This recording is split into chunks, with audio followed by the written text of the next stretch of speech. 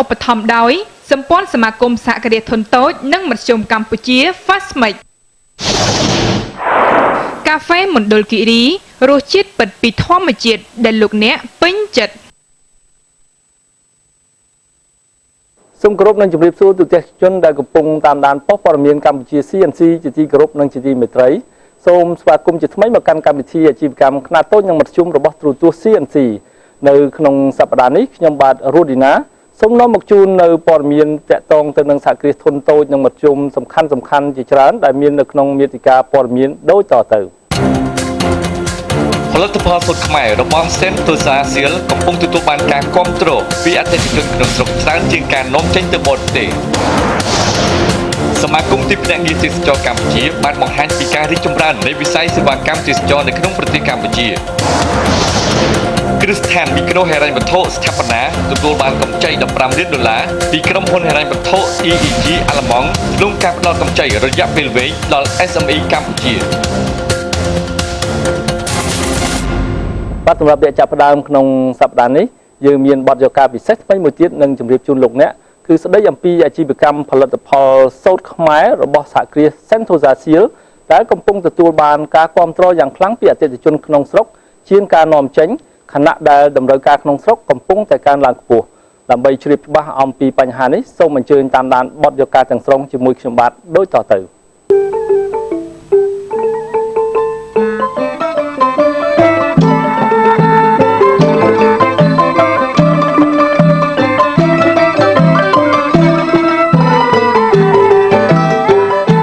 ផលសូត្រខ្មែរកំពុងតែទទួលបានចំណែកទីផ្សារក្នុងស្រុកដ៏សំខាន់បន្ទាប់ពីសហគ្រិនស្ត្រីខ្មែរមួយរូបនៃសហគ្រាសលក់ផលិតផលសូត្រខ្មែរ Sentosa Silk បានយកមកសម្រិតសម្រាំងយ៉ាងប្រណិតឲ្យក្លាយទៅជាវត្ថុអនុស្សាវរីយ៍សម្លៀកបំពាក់បុរសស្ត្រីនិងផលិតផលផ្សេងៗជាង500មុខដើម្បីឆ្លើយតបទៅនឹងតម្រូវការរបស់អតិថិជន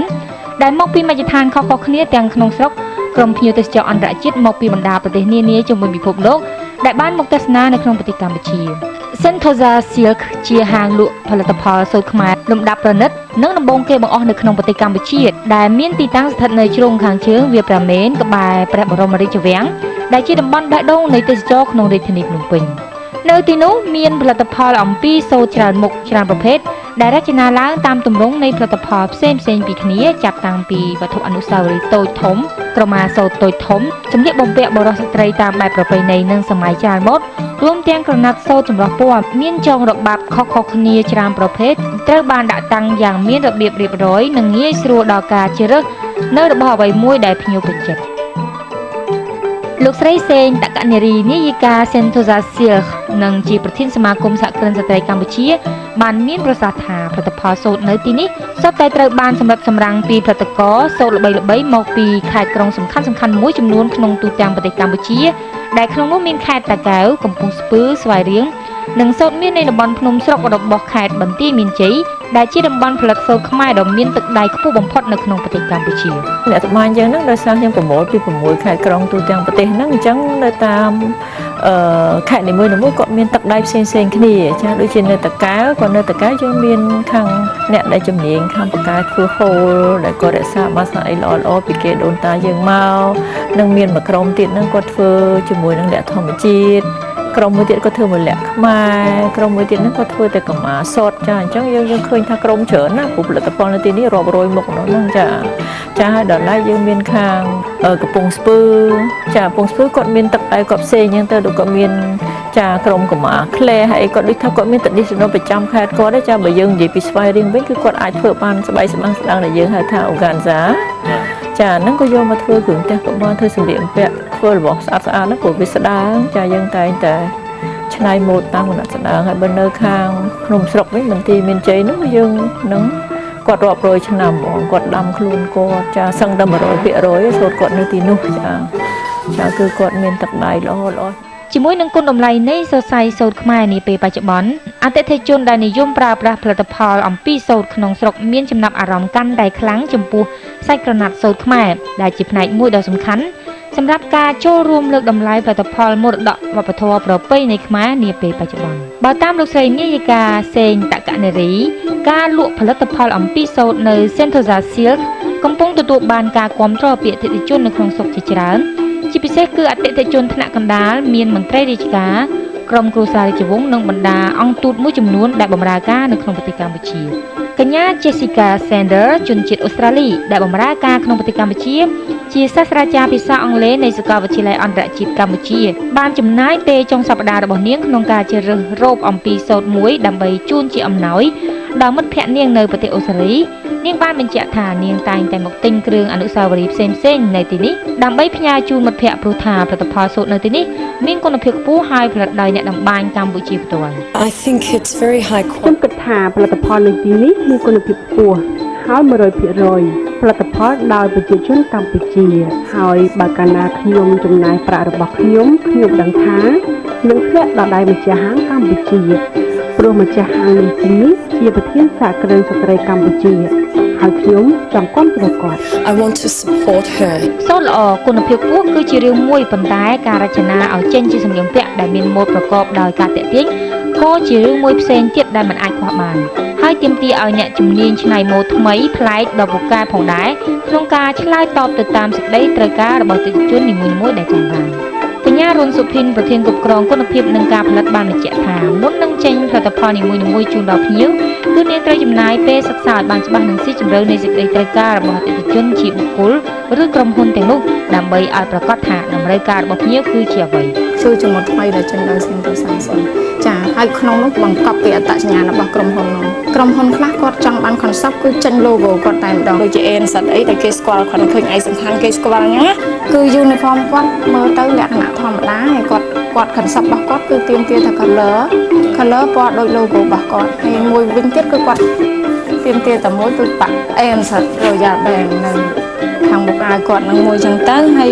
ក្នុងនោះគឺអាវធំគឺ fit ទៅលើបុគ្គលិកគាត់ម្នាក់ៗដែលមើលទៅលក្ខណៈ standard ការឆ្លើយតបបានតាមតម្រូវការអតិថិជនទាំងនេះគឺត្រូវកើតចេញពីអ្នកជំនាញខាងរចនាម៉ូដដ៏ប៉ិនប្រសប់នៅក្នុងការរៀបចំច្នៃប្រឌិតនៅគំរូច្បាស់លាស់កញ្ញាខៀវសុខចម្រើនអ្នកជំនាញផ្នែករចនាម៉ូដសម្លៀកបំពាក់ដែលពីការដៃខាងឆ្វេងមួយចំហៀងក៏ប៉ុន្តែជាអ្នករចនាម៉ូដដ៏ពូកែម្នាក់របស់ Sentosa Seal រយៈពេល4ឆ្នាំមកហើយនោះបានបញ្ជាក់ដូចនេះថាម៉ូដមួយគឺពិបាកតែអាស្រ័យថាមេរបស់ខ្ញុំហ្នឹងគាត់ជាអ្នកប្រាប់ថាត្រូវ design របៀបម៉េចនិងអ្នកគូដែលខ្លួនឯងគេឲ្យគំរូមើលរបៀបចឹងទៅយើងគូថាគេឆ្នៃម៉ូដគេចង់បានម៉ូដរបៀបម៉េចឲ្យយើងមើលតាមគំរូគេចាប៉ុន្តែយើងមានការឆ្នៃបដិបបន្ថែមទៅទៀតការបញ្ចេញម៉ូដឲ្យគេថ្មីភាពហ្មត់ចត់នឹងការផ្ចិតផ្ចង់ដែលឆ្លើយតបបានទៅនឹងអ្វីដែលជាតម្រូវការរបស់អតិថិជនបានធ្វើឲ្យ Sentosa Silk បានឈរជើងបានយ៉ាងរឹងមាំនៅក្នុងទីផ្សារផលិតផលសូត្រប្រណិតក្នុងស្រុកចាប់តាំងពីឆ្នាំ2004មកទល់នឹងពេលនេះ Sentosa Silk មានការគាំទ្រពីអតិថិជនជាលក្ខណៈបុគ្គលនិងក្រុមហ៊ុននៅក្នុងស្រុកប្រមាណជា 60% ដែលភាគច្រើនគឺជាការទទួលបាននូវការបញ្ជាទិញជាឯកសណ្ឋានសម្រាប់បុគ្គលតាមបណ្ដាក្រុមហ៊ុនធំៗនៅក្នុងស្រុកមានដូចជាក្រុមហ៊ុនអាកាសចរណ៍ធនាគារនិងក្រុមហ៊ុននានាជាច្រើនទៀតចាសក្តានុពលនៃការលក់នេះគឺថ្នាក់ជាតិខ្ពស់ជាងថ្នាក់អន្តរជាតិចាដោយសារនៅអន្តរជាតិនេះលោកមានវិបត្តិសេដ្ឋកិច្ចកន្លងមកអញ្ចឹងទំនិញរបស់នាងខ្ញុំវានៅលំដាប់ប្រណិតណាចាអញ្ចឹងយើងនៅតែអាចលក់បានដោយសារយើងនៅតែខិតខំដុសខាត់ទៅលើគុណភាពទៅលើ design អញ្ចឹងយើងនៅតែអាចលក់បានអញ្ចឹងចាប៉ុន្តែភាគរយគឺ60-40ចា60មកថ្នាក់ជាតិចាថ្នាក់ជាតិលោកគាត់ត្រូវច្រើនហើយពិសេសឥឡូវនេះមានការដុសដាលច្រើនក្នុងការវិស័យទេសចរដូចជាការសង់ប៊ូទីកហូតែលឬក៏ហូតែលធំៗត្រូវការតុបតែងនេះខ្ញុំតែមានឱកាសបានផ្គត់ផ្គង់សូត្រខ្ញុំនឹងជូនទៅគ្រប់ចាតែទោះជាយ៉ាងណាទីផ្សារសម្រាប់ភ្ញៀវទេសចរអន្តរជាតិក៏ជាសក្តានុពលដ៏សំខាន់មួយផងដែរព្រោះថាហាងមួយនេះបានជ្រើសចំណុចកណ្ដាលនៃតំបន់ទេសចរក្នុងរាជធានីភ្នំពេញដែលធ្វើឲ្យទីនេះមានភ្ញៀវបរទេសគ្រប់ជាតិសាសន៍ចេញចូលបន្តឥត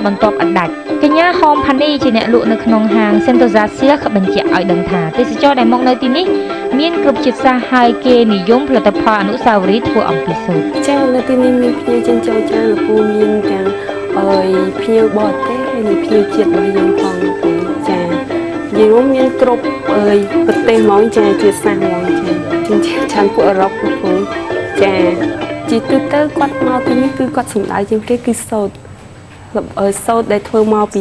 ស្នាដៃខ្មែររបស់យើងលោកពូដែលត្បាញមកពីខ្មែរយើងផ្ទាល់ហ្មងហើយគាត់ចង់បានសូវនីអីក៏ដោយគឺ ធ្វើមកពីស្នាដៃខ្មែរ ផលិតផលនៅក្នុងហាង Sentosa Seal គ្មានតម្លៃចាប់តាំងពី$1រហូតដល់ទៅ$100សហរដ្ឋអាមេរិករីឯតម្លៃនៃក្រណាត់សូត្រវិញមានចាប់តាំងពី$1.7រហូតដល់រាប់រយ$ក៏មានដែរលោកស្រីសេងតកនារីក៏បានឲ្យដឹងដែរថាក្រៅពីការលក់នៅក្នុងស្រុកដែលទទួលបានការពេញនិយមនោះផលិតផលសូត្រពីហាងរបស់លោកស្រីក៏បាននាំចេញទៅលក់នៅក្នុងទីផ្សារសហរដ្ឋអាមេរិកបារាំងអង់គ្លេសអាល្លឺម៉ង់ហើយទីផ្សារក្នុងប្រទេសអូស្ត្រាលីក៏ទទួលបានការបញ្ជាទិញច្រើនជាងគេតែទោះបីជាយ៉ាងនេះក្តីនាយិការូបនេះបានបន្តថាទំហំនៃការនាំចេញផលិតផលសូត្រនៅក្នុងរយៈពេលប្រមាណឆ្នាំចុងក្រោយនេះមានបរិមាណតិចតួចបំផុតបន្ទាប់ពីវិបត្តិហិរញ្ញវត្ថុនៅក្នុងសហរដ្ឋអាមេរិកនិងអឺរ៉ុបនោះរបាយការណ៍អភិវឌ្ឍវិស័យពាណិជ្ជកម្មនិងជំនួយសម្រាប់ពាណិជ្ជកម្មនៅក្នុងប្រទេសកម្ពុជារបស់ក្រសួងពាណិជ្ជកម្មបានបញ្ជាក់ថាប្រទេសកម្ពុជាបាននាំចូលសរសៃសូត្រពីបរទេសប្រមាណជា400តោននៅក្នុងមួយឆ្នាំហើយផលិតជាក្រណាត់សូត្រនឹងបានប្រមាណជា 2.4 លានម៉ែត្រការ៉េជារៀងរាល់ឆ្នាំដែលផ្ដល់ការងារដល់ស្ត្រីកម្ពុជានៅក្នុងរបរតម្បាញសូត្រជាង 25,000 នាក់នៅទូទាំងប្រទេសរបាយការណ៍ដដែលបានបញ្ជាក់ថាចំណូលសរុបពីវិស័យសូត្ររបស់កម្ពុជាមានប្រហែល$50 លាននៅក្នុងមួយឆ្នាំដែលក្នុងនោះ$25 លានត្រូវបានគេចំណាយសម្រាប់ការនាំចូលសរសៃសូត្រនិង$25 លានទៀតបានមកតាមរយៈតម្លៃបន្ថែម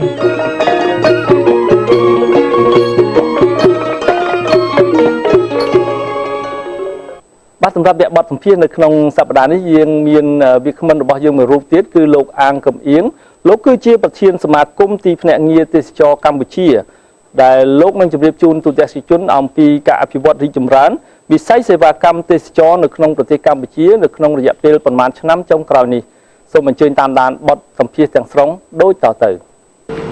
មីស៊ូបាទលោកអាងកំអៀងលោកតើលោកអាចបញ្ជាក់បានទេថាការផ្ដល់សេវាកម្មផ្នែកទេសចរនៅក្នុងប្រទេសកម្ពុជាក្នុងរយៈពេលដើមឆ្នាំ2013នេះតើមានការរីកចម្រើននិងមានការវិវត្តយ៉ាងណាបាទការផ្ដល់សេវាតាមរយៈផលិតផលទេសចរកម្ពុជាយើង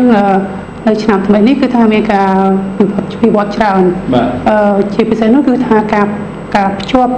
តំបន់សៀមរាបអង្គរយើងទៅតំបន់ឆ្នេរដោយទស្សនិកជនហើយនឹងលោកជ្រាបហើយថាឆ្នេរសមុទ្រកម្ពុជាជាសមាជិកក្លឹបឆ្នេរស្អាតជាងគេបំផុតរបស់ពិភពលោកបាទហើយការដែលយើងធ្វើការហោះភ្ជាប់នេះគឺថាងាយស្រួលដល់ប្រព័ន្ធទេសចរហ្នឹងគឺថាភ្ជាប់ផលិតផលសមុទ្រហ្នឹងមកជាមួយនឹងអង្គរដែលទាញផលិតផលនៅតាមឆ្នេរសមុទ្រហ្នឹងឲ្យមកជិតអង្គរកាន់តែងាយស្រួលពីព្រោះថាការដែលទៅទស្សនាអង្គរហើយគេតែងតែរកទីកំសាន្តសម្រាប់រំហែបន្ទាប់ពីការដើរមើលអង្គរព្រោះថាអង្គរយើងធំមានបរិវេណធំយើងទៅក៏ការដើរច្រើនទៅគឺថាមានការចង់ឲ្យមានការរំហែនៅតាមសមុទ្រដូចជាដើមនោះគឺថាហើយគាត់ជួនសមុទ្រយើងស្អាតទៅទៀតអញ្ចឹងគឺថាជឿបានប្រវត្តិប្រតិកោទេសចរយើងនោះបានបន្តភ្ជាប់ផលិតផលហ្នឹងទៅសមុទ្រក៏បានកាន់តែច្រើនហើយងាយស្រួលមានភាពងាយស្រួលបាទជំនួសឲ្យការធ្វើដំណើរតាមរថយន្តជាង10ម៉ោងយើងធ្វើដំណើរតាមយន្តហោះតែជា40នាទីគឺថាយើងអាចទៅដល់ឆ្នេរភ្លាមៗម្ដងបាទនេះជាចំណុចមួយទីធ្លោសម្រាប់ឆ្នាំ2013នេះដើមឆ្នាំ2013នេះមើលទៅថាការផ្ដល់សេវាកម្មដើម្បីទាក់ទាញភ្ញៀវទេសចរទាំងអស់នោះតើវាមានសកម្មភាពរីកចម្រើនយ៉ាងម៉េចដែរបាទប៉ុន្តែពីមួយឆ្នាំទៅមួយឆ្នាំហ្នឹងគឺថាយើងការផ្ដល់សេវាកម្មវាយោងទៅការតបភ្ជាប់ដែរដូចករណីយើងអំបញ្ញមិញគឺថាការហោះភ្ជាប់ពីតំបន់អង្គរទៅសៀមរាបហ្នឹងគឺថាអនុញ្ញាតឲ្យយើងបង្កភាពងាយស្រួលក្នុងការផ្ដល់សេវាកម្មជូនភ្ញៀវទេសចរកាត់បន្ថយពេលវេលាដោយអំពីសេវាបដិសណ្ឋាកិច្ចសណ្ឋាគារសម្បត្តិសាក់នៅជាដើមហូបចុកអីហ្នឹងគឺថាមានការកើនឡើងរីកចម្រើនឡើងគឺថាភ្ញៀវទេសចរបច្ចុប្បន្ននេះក៏ក្រៅពីការទៅទទួលទាន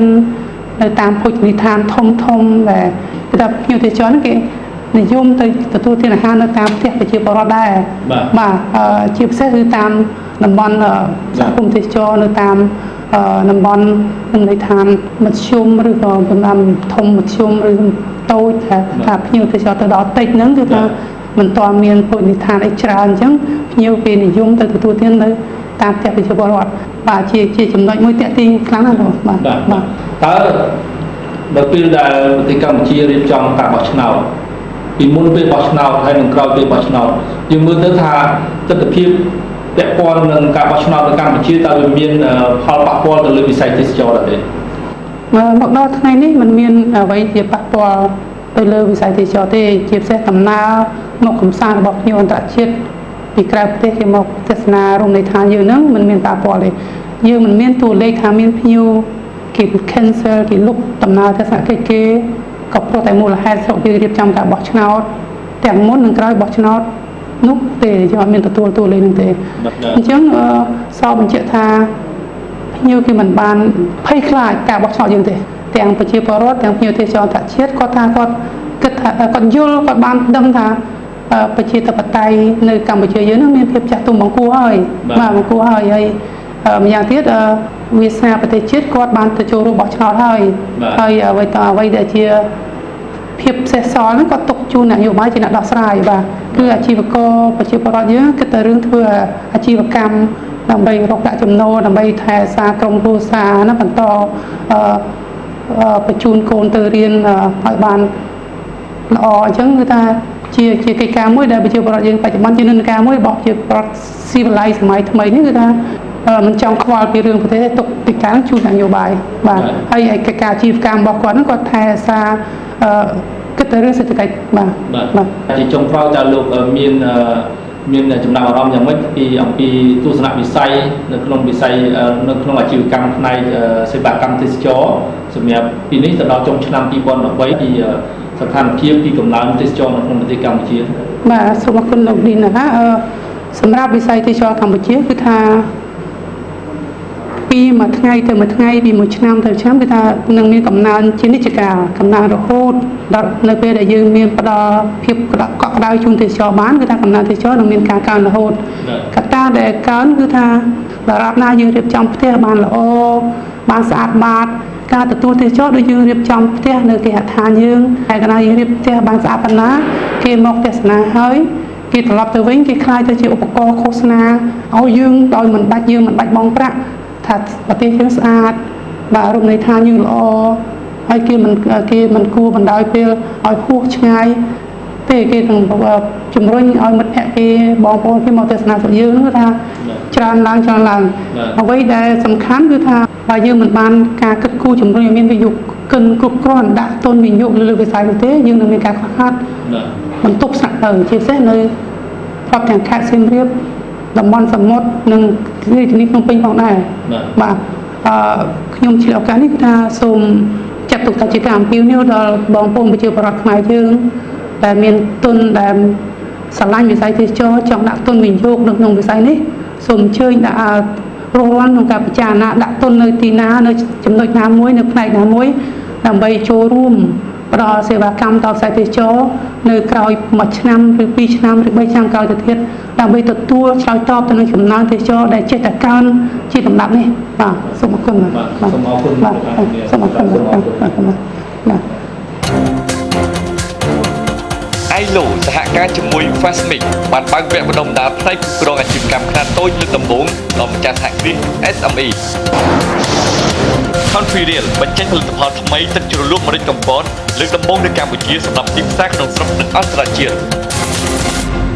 ទូទាំងជនជាទីគោរពនៅក្នុងវគ្គទី1នៃកម្មវិធីអាជីវកម្មខ្នាតតូចនិងមធ្យមរបស់យើងនៅពេលនេះសូមការអនុញ្ញាតសម្រាប់បន្តិចសិនហើយលោកអ្នកនឹងជួបជាមួយនឹងខ្ញុំបាទជាបន្តទៀតនៅក្នុងវគ្គទី2ដែលជាវគ្គបញ្ចប់